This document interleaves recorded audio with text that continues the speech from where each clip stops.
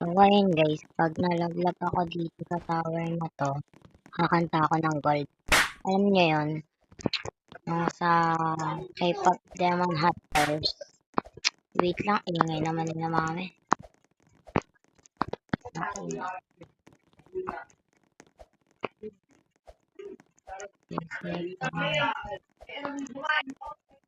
Wait lang, bang ingay.